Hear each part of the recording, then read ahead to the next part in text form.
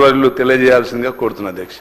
Thank you. Shri తన్ని రాజేశ్వరరావు గారు, మీరు చెప్పినట్టుగా మీ సూచన పాటిస్తాం అధ్యక్ష. స్ట్రైట్ క్వశ్చన్లే అడుగుతా అధ్యక్ష మంత్రి గారిని.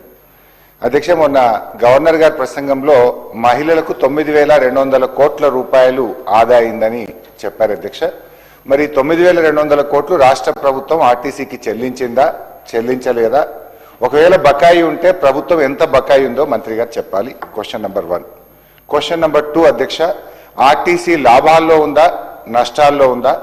ఒకవేళ లాభాల్లో ఉంటే కార్మికులకు ఇవ్వాల్సినటువంటి బెనిఫిట్స్, ఏరియర్స్ కానీ వాళ్ళ సిసిఎస్ కానీ ఎందుకు ఇవ్వడం లేదో మంత్రి గారు చెప్పాలి.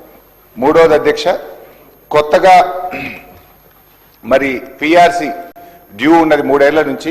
కొత్త పిఆర్సీ ఆర్టీసీ ఉద్యోగులకు ఎప్పటి నుంచి ఇస్తారో కూడా మంత్రి గారు చెప్పాలి. 4వది అధ్యక్ష, కాంగ్రెస్ పార్టీ తన మేనిఫెస్టోలో ఆర్టీసీ యూనియన్ పునరుద్ధరిస్తామని చెప్పి మీరు హామీ ఇచ్చారు.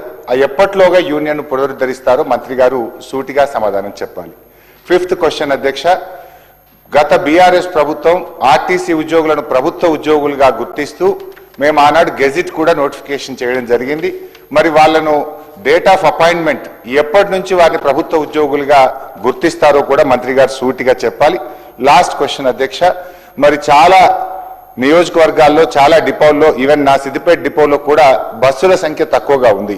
కొత్తగా ప్రజలు బస్సులు వేయాలని అడిగితే డిపో మేనేజర్తో మాట్లాడితే బస్సులు లేవు, బస్సుల సరిపడా మాకు అవకాశం లేదు అని చెప్పి డిపో మేనేజర్లు చెప్తా ఉన్నారు.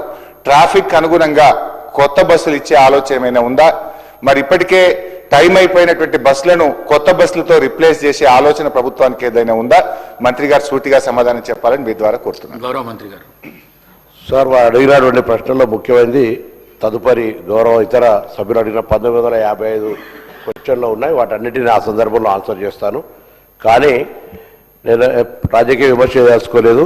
ఆర్టీసీని మోయలేము, మూసేస్తాం. వారు గౌరవ అధ్యక్షులు ఉండ్రి కంప్లీట్గా 48,000 మంది ఉద్యోగులను వేటు వేస్తున్నామని చెప్పేసి రకరకాల అంశాలను ఆర్టీసీకి సంబంధించి బస్సులు కొత్తది ఒకటి కొనకుండా 10 సంవత్సరాలు ఒక కొత్త నియామకం చేపట్టకుండా అన్ని రకాలుగా ఆర్టీసీని నిర్వీర్యం చేసిన తర్వాత వచ్చినటువంటి ఈ ప్రజాపాలన ప్రభుత్వం ఆర్టీసీకి సంబంధించినటువంటి అనేక అంశాలు ఆఖరికి గత 10-15 సంవత్సరాలుగా వివిధ కారణాలతో సస్పెండ్ అయినటువంటి ఉద్యోగులకు కూడా 3-man కమిటీ చేసి మానవతా దృక్పథంతో 250 ఉద్యోగాలు కూడా ఇచ్చిన అధ్యక్ష తిరిగి.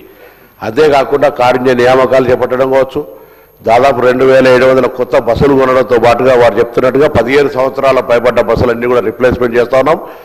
అంతేకాకుండా మహిళా సంఘాల ద్వారా మహిళలను యాజమాన్యం చేసి కూడా బస్సులు కొనుగోలు చేస్తూ ఉన్నాం.